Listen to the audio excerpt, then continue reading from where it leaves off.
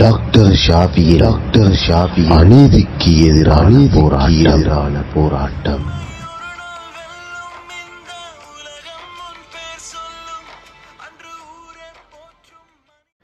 பாகம் 21. மீண்டும் டாக்டர் ஷாஃபி பேசுகிறேன்.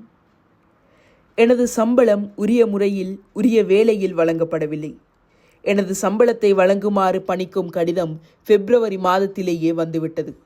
ஆனால் அந்த கடிதத்தை வைத்தியசாலை பணிப்பாளர் அரசியல் சார்புடையோருக்கு வெளிப்படுத்தியிருக்கிறார். இதற்கு எதிராக பேரினவாதிகளை தூண்டி மீண்டும் பிரச்சினையை ஏற்படுத்துவதே இதன் நோக்கமாக இருந்தது.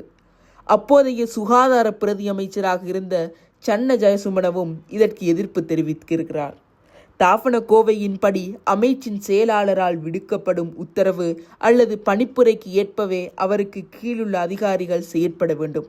எனது விடயத்தில் அவரது உத்தரவை சட்டை செய்யாமல் இழுத்தடிப்பு செய்தார் வைத்தியசாலை பணிப்பாளர் சந்தன கெந்தங்கமுவ.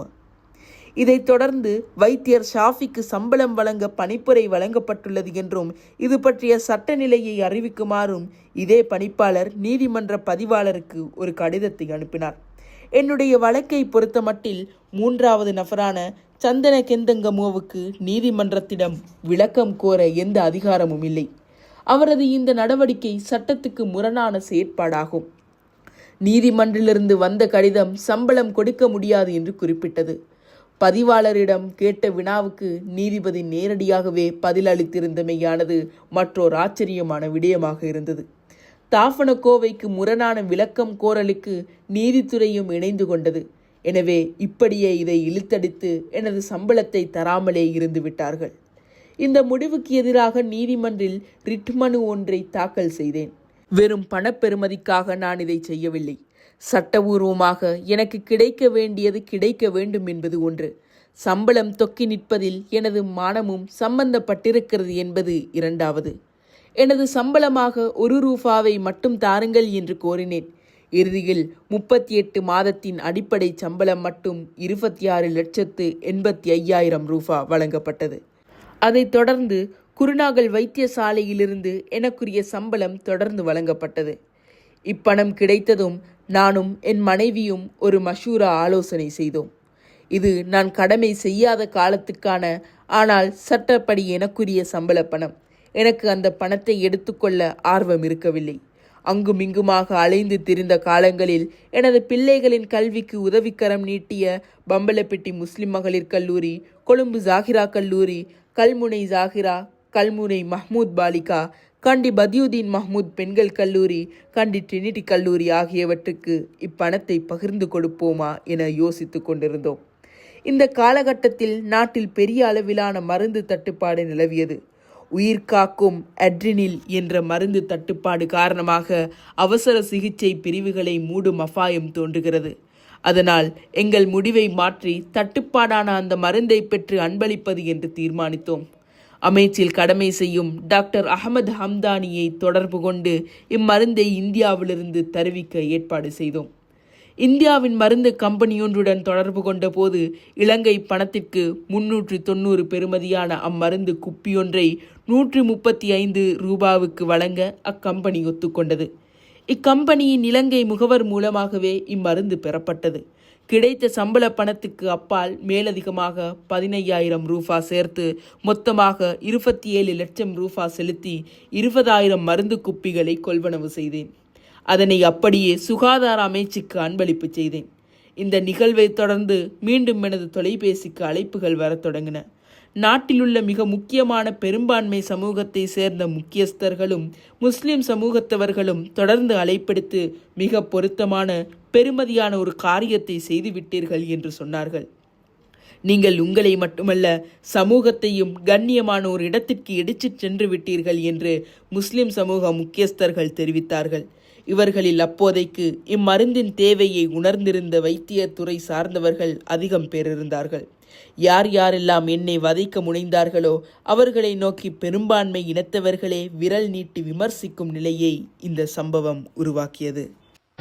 டாக்டர் ஷாஃபி அநீதிக்கு எதிரான போராட்டம்.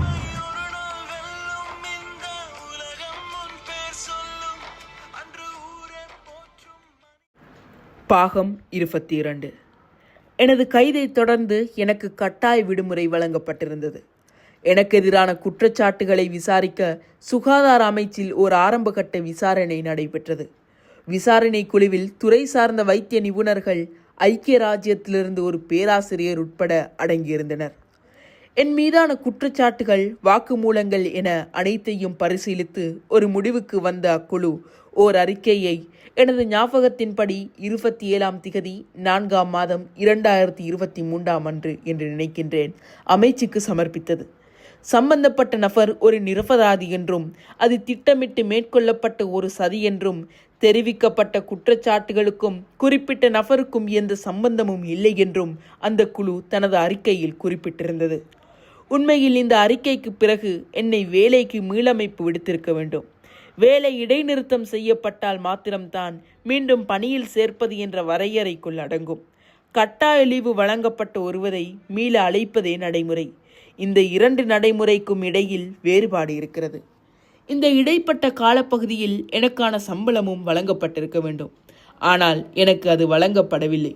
எனக்குரிய சம்பள கொடுப்பனவை வழங்குமாறு நான் எத்தனையோ கடிதங்களை எழுதி அனுப்பினேன். அவை கண்டுகொள்ளப்படவில்லை.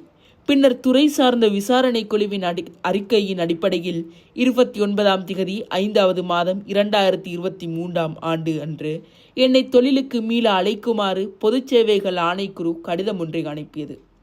நான் மீள அழைக்கப்படும் போது எந்த வைத்தியசாலையில் கடமையாற்றினேனோ அதே வைத்தியசாலைக்கு நான் கடமை புரிந்த அதே பகுதிக்கு கடமைக்கு செல்ல வேண்டும் என்பது நீரு பூத்த நெருப்பாகவே என்னுள் கனன்று கொண்டிருந்தது.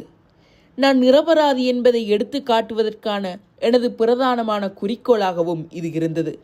இன்னும் சொல்லப்போனால் அதே வைத்தியசாலையில் அதே பிரிவில் ஒரே ஒரு நாள் கடமை செய்துவிட்டு அடுத்த தினமே வேலையை ராஜினாமா செய்யவும் நான் தயாராக இருந்தேன். ஆயினும் இந்த கடிதத்துக்கு பிறகு என்னை அதே வைத்தியசாலைக்கு மீளழைப்பது குறிப்பிட்ட நபர்களுக்கு அவமானகரமானது என்பதை உணர்ந்து அவர்கள் என்னை அங்கு கடமைக்கு மீளழைக்காமல் வேறு ஒரு வைத்தியசாலைக்கு அனுப்ப முயற்சிகளை செய்து கொண்டிருந்தார்கள். இதன்படி குறித்த மாகாணத்துக்கு வெளியே உள்ள ஒரு வைத்தியசாலைக்கு என்னை பணிக்கமர்த்துவது என்று முடிவு மேற்கொண்டு வரக்காப்புல வைத்தியசாலைக்கு செல்ல பணித்தார்கள். இது தாபன விதி கோவைக்கு முரணானது. நான் வேலை இடைநிறுத்தம் செய்யப்பட்டிருந்தால் என்னை வேறு எங்கும் மீண்டும் பணிக்கமர்த்தலாம். குற்றம் சாட்டப்பட்டு நிரபராதி என அறியப்பட்ட ஒருவரை எங்கு கடமையாற்றினாரோ அதே இடத்துக்கு மீளழைப்பதே சரியானது. எனவே இம்முடிவை மறுத்து அமைச்சுக்கும் பொது சேவைகள் ஆணைக்குழுவுக்கும் கடிதங்கள் எழுதினேன். 2.5 மாத போராட்டத்தின் பின் என்னை மீண்டும் குருநாகல் வைத்தியசாலைக்கு சேவைக்கு மீளழைத்தார்கள். 29 5 மாதம் 2023 திகதியிடப்பட்ட கடிதத்தை எடுத்துக்கொண்டு அடுத்த நாளே குருநாகல் வைத்தியசாலையில் கடமையை தொடங்கினேன். ஒரு நாள் பிந்தினாலும் கூட அந்த இடைவெளிக்குள் ஏதாவது சூழ்ச்சி செய்து விடுவார்களோ என்று எண்ணிய உடனே கடமையை பொறுப்பேற்றேன். நான் கைதியாகியமை, பிணையில் விடுவிக்கப்பட்டமை என்பவற்றுக்கிடையில் நீதியை நேசிக்கும் மக்களினதும் மனச்சாட்சி உள்ளவர்களதும் உணர்ச்சி பூர்வமான அன்பையும் பாசத்தையும் கண்டு நெகிழ்ந்து அழுதிருக்கின்றேன். அது தன்னிறக்கமல்ல. அநியாயத்துக்கு ஆளாக்கப்பட்டவன், துன்பப்பட்டவன் என்ற அடிப்படையில் மக்கள் என் மீது வைத்திருந்த அன்பையும் பாசத்தையும் அவர்கள் அதற்காக சிந்திய கண்ணீரையும் கண்டு நான் கனிந்து போகிருந்தேன். மீண்டும் நான் சொல்வது, இப்படியோர் அபூர்வமானதும் உணர்வு பூர்வமானதுமான அனுபவம் எல்லோருக்கும் வாய்க்காது. அந்த உணர்வை வெளிப்படுத்தும் சரியான வார்த்தைகளும் எனக்கு தெரியவில்லை. நான் கடமை பொறுப்பேற்றதும் இதே உணர்வு பூர்வமான அனுபவத்துக்கு நான் மீண்டும் ஆளானேன். நான் கைது செய்யப்பட்டதற்கும் கடமை பொறுப்பேற்றதற்கும் இடையில் 4 வருடங்களும் 6 நாட்களும் கடந்திருந்தன. கடமைக்கு சென்ற அன்றைய தினமே 3 மகப்பேற்று அறுவை சிகிச்சையை செய்தேன். அறுவை சிகிச்சைக்கு முன் எனது கன்சல்டன்ட் ஷாஃபி, ஞாபகம் இருக்கிறது தானே, செய்ய முடியும் தானே என்று வினவினார். நான் அல்லாஹ்வை நம்பினேன், என்னை நம்பினேன். முடியும் சார் என்று சொன்னேன். எனக்கு நடந்தவற்றை தெரிந்த பல மருத்துவர்கள் அங்கே இருந்தார்கள். ஷாஃபி, நீ அந்த பிரிவுக்கே போக ஏன் முனைப்பு காட்டுகிறாய்? துரதிர்ஷ்டமாக ஒரு சிறிய தவறு நேர்ந்து விட்டால் போதும், மீண்டும் உன் மீது குற்றம் சுமத்த தொடங்கி விடுவார்கள். அது உன்னை பாதிக்கும் அல்லவா? ஏற்கனவே 10 கண்கள் உன்னையே பார்த்து கொண்டிருந்தன என்றால் இப்போது 1000 கண் கொண்டு பார்த்து கொண்டிருப்பார்கள் என்று அவர்கள் என்னிடம் சொன்னார்கள்.